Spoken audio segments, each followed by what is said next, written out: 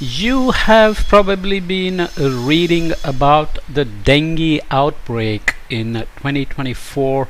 I'm recording this at the end of July here in India, Mumbai.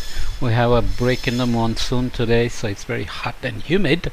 So some fan noise in the background. So I wanted to just go through this report from the World Health Organization briefly, looking at the disease outbreak dengue global situation, which came out just recently at the end of May. It has some basic information, and it's obviously making a lot of news because 2023 2024 have been really warm. As you know, 2023 was an El Nino year, very strong El Nino, not as strong as 1997-98 or 2015-2016, but still it was one of the strongest ones already, and this added to global warming, but the warming that has happened is much stronger than just the superposition of global warming and El Nino. So there are some ideas that this is likely related to the eruption of the Tonga volcano in the Pacific, which threw up, it's an underwater volcano that threw up a lot of water vapor into the upper atmosphere, like stratosphere. Water vapor is a strong greenhouse gas, and so on and so forth. Considering all this warming, you expect the pathogen population to explode, which it probably did, and then you have all the other dynamics of vectors, because dengue doesn't transmit from person to person, but a mosquito bites one person and then transmits to another person. So what is the situation at a glance? As of 30 April 2024, over 7.6 million dengue cases have been reported to WHO in 2024, including 3.4 million confirmed cases, over 16,000 severe cases, and over 3,000 deaths. That was at the end of May. While a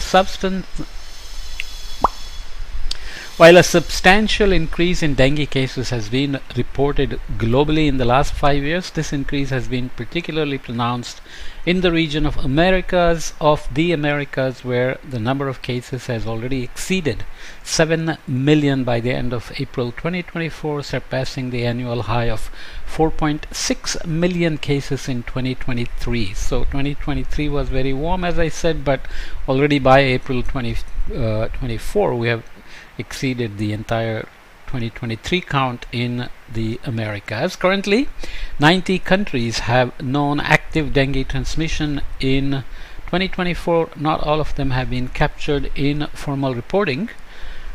In addition, many endemic countries do not have strong detection and reporting mechanisms, so the true burden of dengue globally is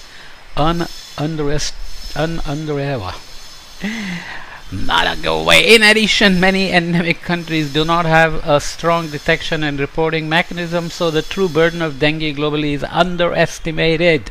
In order to control transmission more effectively, real-time robust dengue surveillance is needed to address concerns about potentially undetected cases, co-circulation and misdiagnosis as other arboviruses, and unrecorded travel movements. These factors could contribute to unrecognized disease spread and establish a potential risk for local transmission in non-endemic countries. So people move, they bring the blood infected with dengue. There are mosquitoes already, they can do the rest of the work. Dengue virus is transmitted to humans through the bite of infected mosquitoes. Cases are most commonly asymptomatic or result in mild febrile illness. However, some cases will develop severe dengue, which may involve shock, severe bleeding, or severe organ impairment.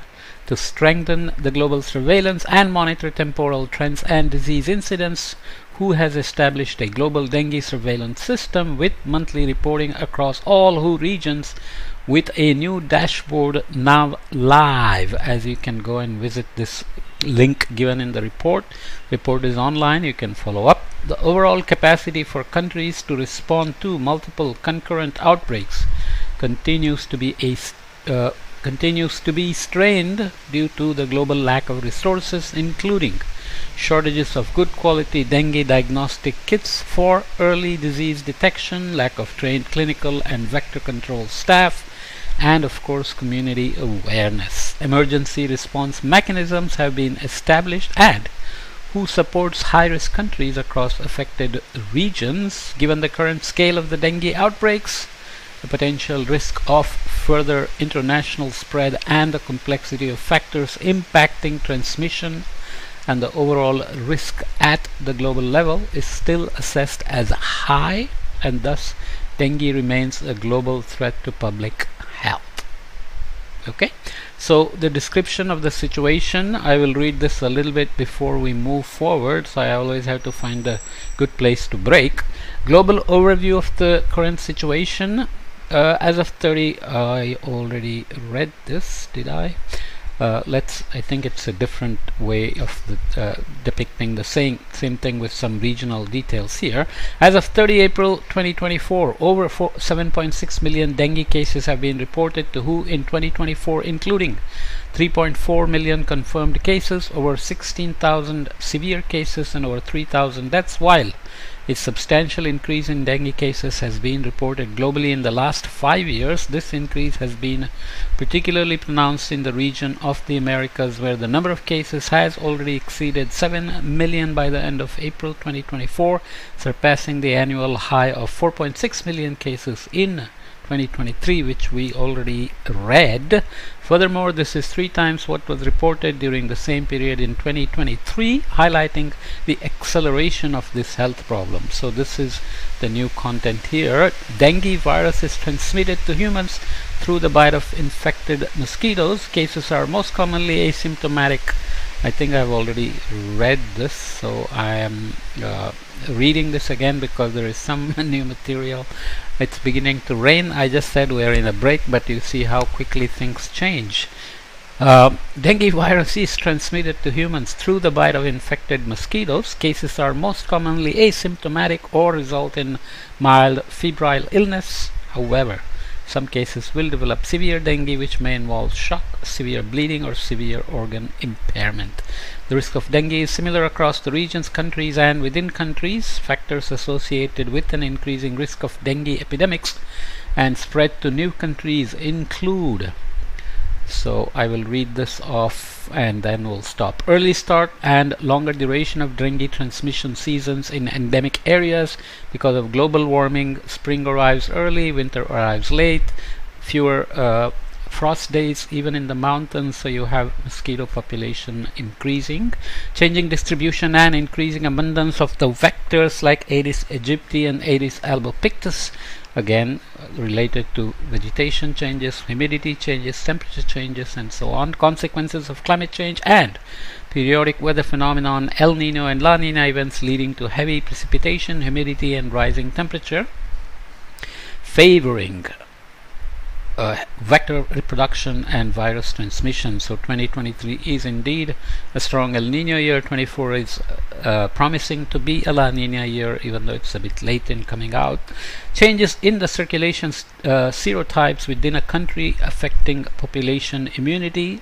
Not always clear if that's climate related. Fragile health systems amid political and financial instability in countries facing complex humanitarian crises and large-scale population movements impairing the public health response. You can look around the map and you see many places having all kinds of conflicts, water problems, health care problems, hospital access, and so on. Movement of people who are infected and goods that could carry mosquito vectors, of course, are spreading dengue to new countries.